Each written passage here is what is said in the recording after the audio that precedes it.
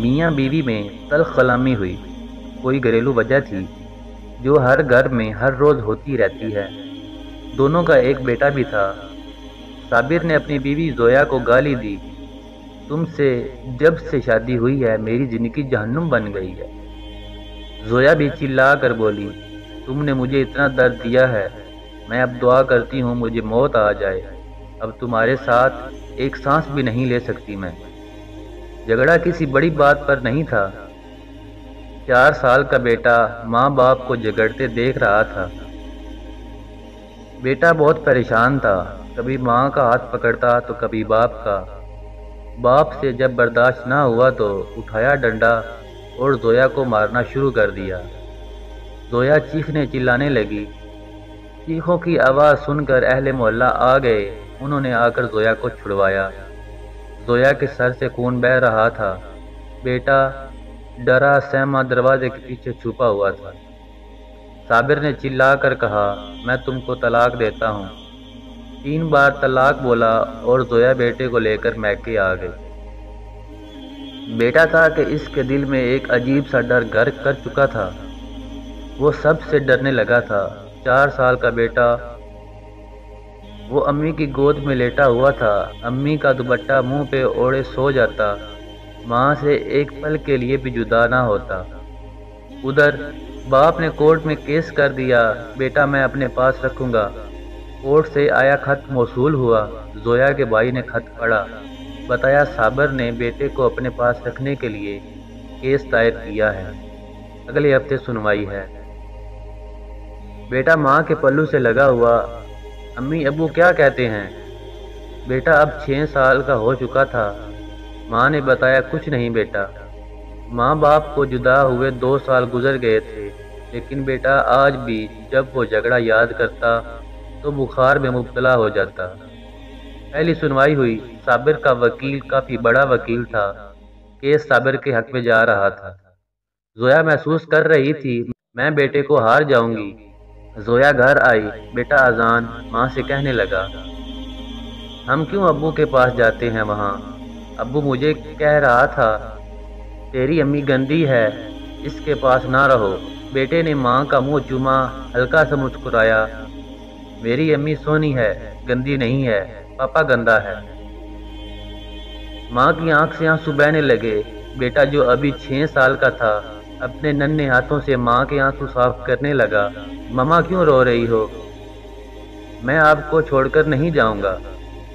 بیٹا ماں کی گود میں لیٹ گیا۔ اتنے میں زویا کا بھائی آیا، زویا کی طرف دیکھ کر بولا، ہم کیس ہار جائیں گے، اذان کو اس کے باپ کے حوالے کرنا پڑے گا، اس کا وکیل بہت بڑا وکیل ہے۔ زویا خاموش ہو گئی، بیٹے کا منہ چومنے لگی، کبھی پاؤں چومتی، کبھی ہاتھ، کبھی سر۔ اذان سویا ہوا تھا۔ زویا نے زور سے سینے سے لگایا اور رات بھر روتی رہی۔ اذان نے دکان سے آئس کریم لی اور فریج میں رکھی۔ نانی سے کہنے لگا، نانو میں آ کر کھاؤں گا۔ ماں نے اذان کے چہرے کو ہاتھوں میں بھرا اور آہستہ سے بولی، اذان بیٹا مما ساتھ نہ بھی ہوئی تو کھانا ٹائم پر کھایا کرنا، ضد نہ کرنا اور دکان کی گندی چیزیں نہ کھایا کرنا، روز دانت کو برش کرنا، مما تم کو روز دیکھا کرے گی یہاں سے۔ بیٹا نہیں سمجھ پا رہا تھا مما ایسی باتیں کیوں کر رہی ہے۔ ماں نے ہاتھ پاؤں چومے۔ آج فائنل سنوائی تھی عدالت میں۔ زویا بیٹے کو گود میں لیے بیٹھی ہوئی تھی، دل زور زور سے دھڑک رہا تھا۔ خیال یہی تھا کاش میں برداشت کر لیتی، آج بیٹے سے جدا نہ ہوتی، بیٹے کی خاطر خاموش رہتی۔ ادھر کارروائی شروع ہوئی۔ جج صاحب نے لکھا فیصلہ سنایا۔ تمام دلائل سننے کے بعد ہم اس نتیجے پر پہنچے ہیں، بیٹا اپنے باپ کے ساتھ رہے گا۔ فیصلہ سنتے ہی ماں کا کلیجہ پھٹ گیا، ماں بے ہوش ہو کر گر گئی۔ باپ آگے بڑھا، بیٹے کو اٹھا لیا۔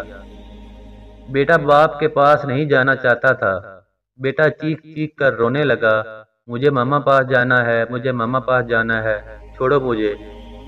زویا کو ہوش آیا، ننگے پاؤں دوڑتے ہوئے صابر کے پاس گئی، اس کے سامنے گھٹنے ٹیک کر بھیک مانگنے لگی، صرف ایک بار مجھے میرے بیٹے کو سینے سے لگا لینے دو۔ لیکن وکیل نے پولیس والے سے کہا، اس عورت کو ہٹاؤ یہاں سے۔ ماں بلک بلک کر رونے لگی، بیٹا تڑپ رہا تھا۔ وکیل مسکرا کر صابر سے کہنے لگا، مبارک ہو جناب، آپ کیس جیت گئے۔ صابر نے طے کردہ رقم وکیل کو دی اور چل دیا۔ بیٹا ماں کی جدائی میں روتا چیختا، اسے باپ کا گھر جیل لگنے لگا تھا۔ ماں کی شادی کسی اور سے ہو گئی، باپ نے بھی دوسری شادی کر لی۔ وقت گزرنے لگا، ماں اپنی زندگی میں مصروف ہو گئی، باپ اپنی نئی بیوی کے ساتھ۔ اذان زندہ لاش بن کر جینے لگا۔ اذان کا نہ کوئی قصور تھا، نہ کوئی جرم تھا، نہ کوئی گناہ۔ بے گناہ سزا پائی اذان نے، نہ سکول پڑھ سکا، نہ زندگی میں کوئی مقام حاصل کر سکا۔ بالآخر باپ نے ایک ہوٹل میں برتن دھونے پر لگا دیا۔ یقین آپ سب سے پوچھتا ہے، کیا قصور ہوتا ہے اولاد کا؟ آپ میں اتنی برداشت نہیں ہوتی کہ ایک دوسرے کی غلطیوں کو معاف کر دیا جائے۔ صبر ختم ہو چکا ہے، کتوں کی مانند لڑتے ہو، ایک دوسرے پر الزام لگاتے ہو۔ میں دونوں میاں بیوی کی بات کر رہا ہوں۔ تم دونوں کی نفرت تمہاری اولاد کو کھا جاتی ہے، اور یقین اس کو بھی قاتل کا نام دیتا ہے۔ پہلی شادی میں ایک دوسرے کی چھوٹی چھوٹی باتوں کو برداشت نہیں کرتے، اور دوسری شادی میں بڑی سے بڑی بات پہ کمپرومائز کر لیتے ہو۔ نہ جانے آج بھی کتنے بچے ماں باپ کی زہر آلود نفرت پر قربان ہو رہے ہوں گے، جو بے گناہ برباد کر دیے جائیں گے۔ یقین آپ کے سامنے ہاتھ جوڑتا ہے، ایک دوسرے کو برداشت کرنا سیکھیں، ایک دوسرے کو سمجھنے کی کوشش کریں۔ یقین کا سفر جانتا ہے، شادی کے بعد میاں بیوی کی سوچ کا ملنا ضروری نہیں ہے، کیونکہ آپ لوگ دو الگ الگ انسان ہیں، الگ سوچ ہے، الگ خواہشات ہیں۔ نکاح کا مقصد دو الگ انسانوں کو یکجان کرنا ہے۔ طلاق ہی ہر مسئلے کا حل نہیں ہے۔ آخرکار دوسری شادی ناکام کیوں نہیں ہوتی؟ اس کی وجہ کیا ہو سکتی ہے؟